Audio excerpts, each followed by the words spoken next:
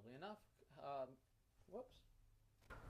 Hello and welcome to the live stream again. It's been a little while since we've done this, and I wanted to come bring something to the table for the middle school all-district, all-state solo for North Carolina this year, because it hasn't been recorded, at least not by me yet. And I thought, well, now's as good a time as any because people are starting to work on it. So I am just going to play it for you, and then we're going to work through it together. All right? Here we go.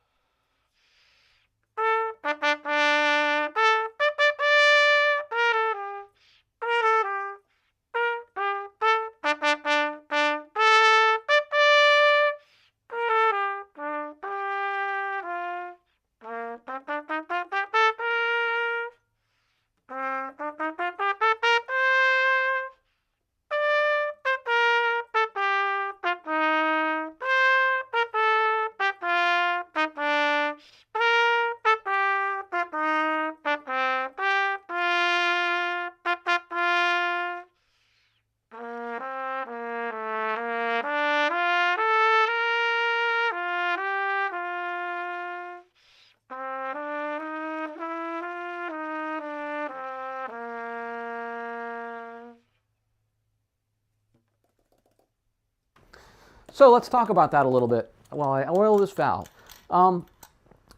This is not too hard of a solo, but there are a lot of little tricks in it that are going to probably trip you up. So I'm just going to walk through it little by little and tell you about what I think the things that you want to pay attention to are. So to start off, right, we have a pretty easy start. Most of us feel pretty comfortable starting on a low C for B-flat trumpet. And most of us know our C major scale, which is mostly what we're playing in the beginning here. But you might have a little trouble, especially if you're just starting out, getting all the way up to the notes in the first line there, the C and the D and the E.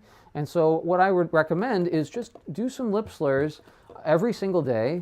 Make sure that you're making the transition between the G and the C really easy, and then see if you can get up to the D. And then once you can do that, see if you can get up to the E. And you'll build your range in no time. There's plenty of time. This audition is not for months. And so there's time to build your range. Okay, so something like this.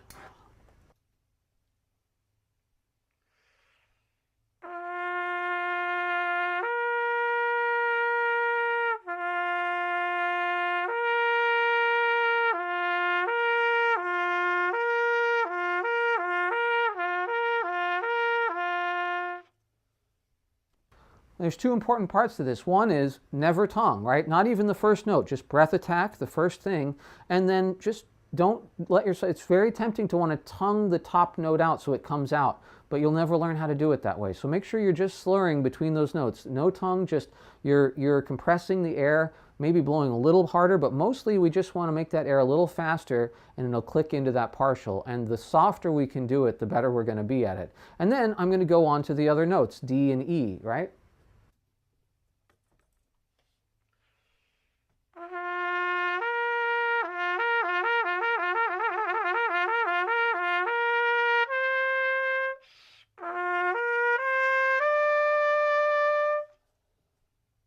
And as I do this, if I want to play the B ending, if I get into all district, then I'm going to play the all state audition, which is going to have the B ending, which I didn't play yet.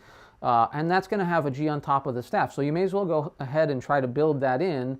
And then once you've got all those notes in a scale, then you can try to slur between them. So let me show you what I mean by that. I'm going to do the G and C that we've just played, right? And just copy me. If this is confusing, just get your trumpet out, copy my fingerings, copy the notes that I'm playing, slow it down if you need to, and just do what I do, okay?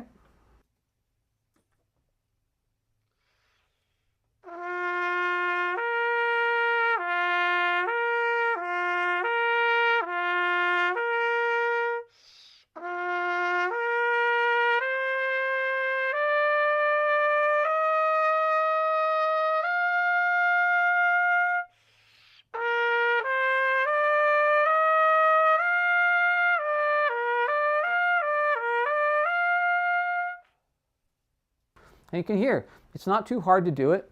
And once you can do it, right? But you have to build up to that. You might feel like you don't have enough strength. Okay, well, just try it every day. Go to the notes that you can play and play them more, and you'll build it soon enough, okay? So that's the hard part in the beginning and the end. But let's talk about some of the articulations, rhythms, the phrasing, right? And I'll play each one and I'll talk a little bit about, we'll work through the piece that way. And then when we get to the end, I'll try the B ending. All right? So the beginning we already talked about. It's just a C major scale. And we've got this little lip slur from G up to C going into the second bar. And then we have to come back down. And then the only thing I'll say about the next two bars where it says cantabile, make sure you look that word up. But it means sort of in a singing style, beautifully, you might say. And we want to crescendo through the third bar of the piece into the fourth bar, and that'll make it easier for us to make that leap from G up to E when we have that note in our range. Okay, so let me demonstrate that for you.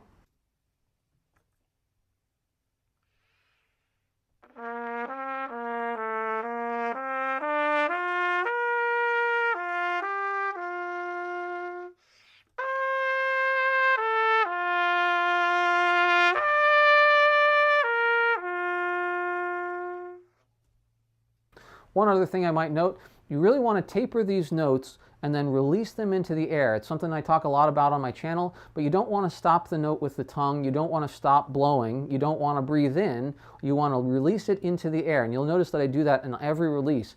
I just taper it until it stops vibrating, but the air never stops. And that makes it so that my support is always going and my lips feel good all the time, okay? So, and my throat too, right? You close your throat when you stop it with the tongue or any other way. This way the throat stays open and I still feel like I'm blowing, okay? So, the next part, martial. Again, another word to look up, but I promise you it's what it sounds like. And this time we're going to play with, we're looking for style, right? We want this double, or this dotted 8th, 16th rhythm, and I would suggest playing it really crisply and evenly, like exactly what it says, but make sure that it has some space in it. A lot of people will want to double dot this, and I think that's okay too, as long as your quarter notes remain even, right? And one thing we haven't done is check the tempo. Yeah, I'm going a little bit slow, right?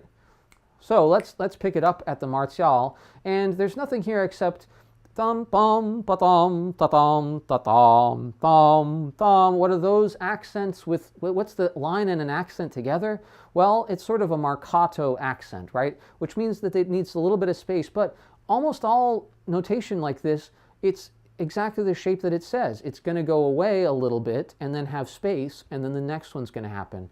And so all of it is martial, and those quarter notes and half note are going to have a little space and a little taper.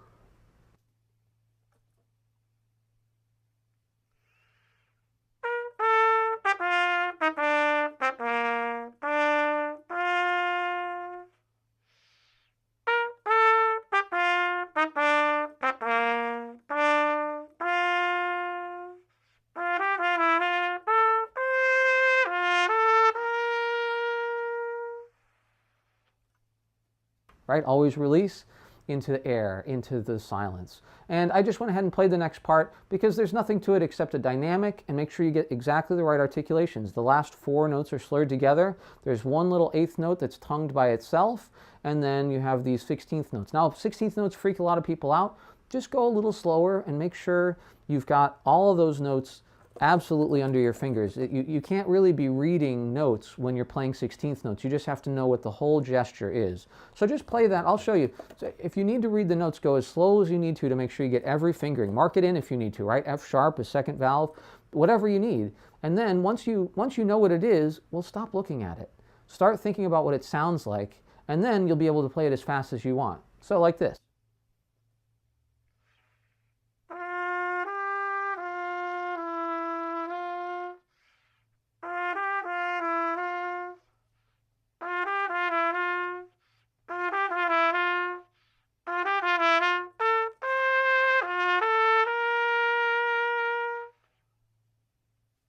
Right? Very simple. Okay, so now, conspirito. Well, that's another one that means what you think it means, probably. But again, look all these words up. That's part of the game of learning these pieces, you have to look them up. And you can just use a Google Translator these days, or a music dictionary, or you can ask your band director. But this one is, again, con means with, and I'm not going to tell you spirito, but I bet you can guess. So we want that same, almost, it's not martial, but it is a little marcato. We want a little space here. And other than that, don't let the way the rhythm looks fool you, right? It's just right down the middle. Thum ta ta thum, thum ta ta thum, pa ta ta, thum ta, right? So they put this little hemiola rhythm. That's just a fancy word for it doesn't sound like or feel like it goes with the bar. It sort of like feels like it's in 3/8 for a second there. But don't let that fool you. It's just 1E and 2 and a 3 and 4 and, right? Ta ta thum, ta ta thum, thum bum, right? I snapped on a rest, but you get what I mean, right? Just make sure you feel that rhythm and know exactly what it sounds like, and then it all of a sudden becomes really easy. So here we go on the conspirito.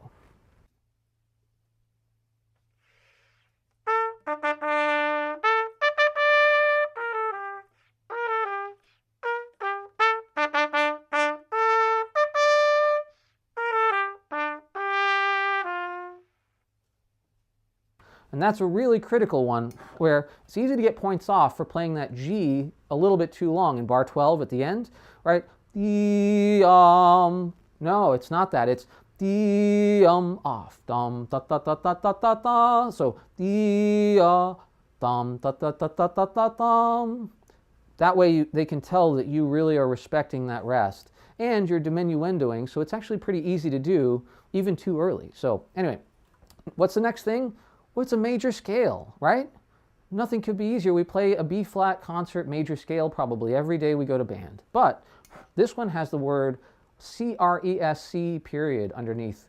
And we all know that means crescendo, but they've done it in writing this time so that it's not written out like a big V, right? A sideways V, or hairpins as we say. It's written out cresque, meaning that you have to look that word up and know what it means. And the whole goal is to see who has the most sort of musical knowledge and musicality and musical ability and trumpet playing ability, right? Those are the people that are going to make it into the top bands. And so they've designed this so that you have to know a lot of different ways that things could be written. And so I'm here to help you with that. This one is just crescendo, but don't forget to do it. Write it in your part. If you like to see those hairpins, just put a hairpin there, right? And it generally means that you're going to crescendo until it says to stop. So I would crescendo both this C major scale, and then the next bar is a C major scale that starts on the second note, on D, right? So it's still just C major, but well, we would call it D Dorian, but it's just C major starting on the second note. So that's also a scale you know. And it just so happens we're going to stay in C major all the way, the whole rest of the way, right? It's just scales that are in C major. And so that should be pretty easy for us. So don't look at the notes too much. Just play the sounds. Your fingers know it. And of course you have to look at it, but your fingers will know it. So then just make sure you know what this piece sounds like, and then you'll do just fine. Focus on the style instead. So what is maestoso? Well, it's a little bit of both of what we've done. It's the marcato and martial a little bit, but not quite the same. It's a little more regal than that. And so we have to think like, what would kings like to hear? What would we play for royalty when they enter the room, right? And that's at least what I think. And so let me play these for you, and then we'll get to the endings.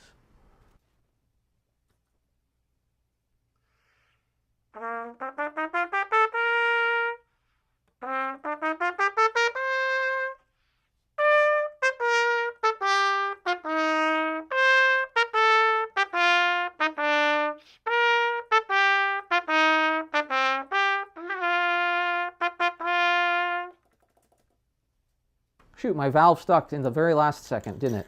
Well, that's so much for that take, right? But we got it in the other one.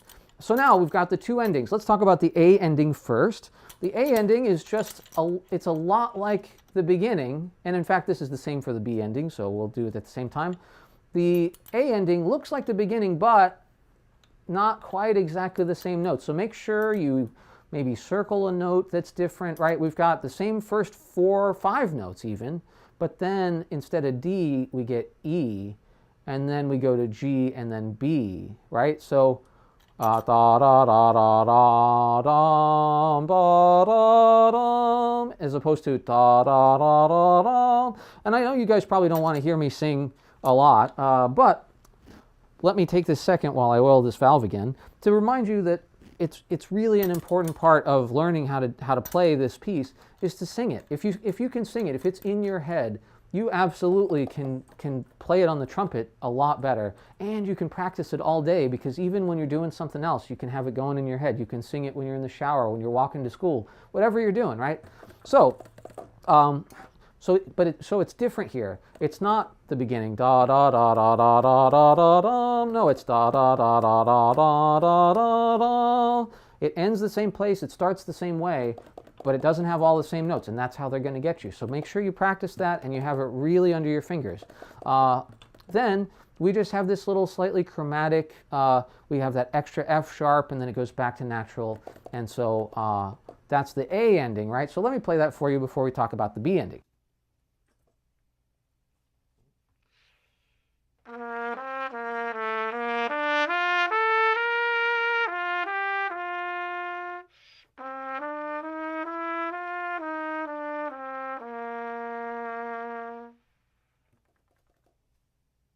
And play as softly as you can with a good sound on the last two bars, right?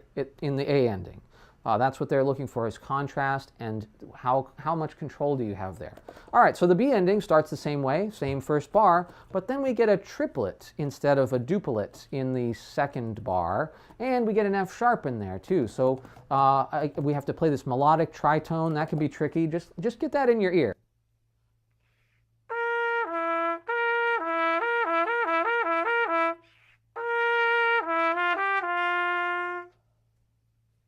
That's the kind of thing that can really throw you off when you're, otherwise every note has gone well, but you just don't quite hear that tritone, and well, then it doesn't speak for you, or you go too, you don't quite make it to the note, you go too low, and then you're off by a partial, and the ending is all messed up. And that's not what you want. You want to end strong, right? So let's play that whole thing, and then how do we finish it? Well, this is where the high G is. And the only tricky part, I think, is coming down an octave from that G to a G in the staff in tune, right? Octaves are really tricky to tune, especially when they're right at the top of your range. So we'll see how I do.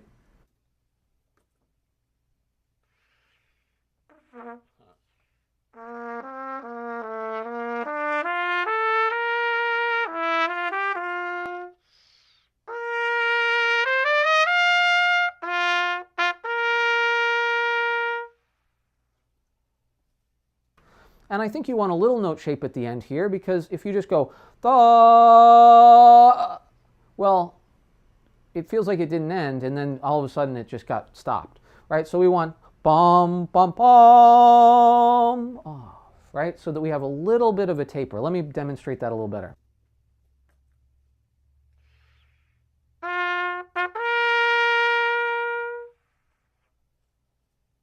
Right? And hopefully not too much pitch shift or anything like that. So that's the etude in pieces. Now let me try to play it all one more time, and I'll play the B ending this time, okay? And after that, if you have any questions, feel free to email me. Feel free to come take a lesson. My links are all over the place. And yeah, I'm in Greenville, North Carolina, so come on down.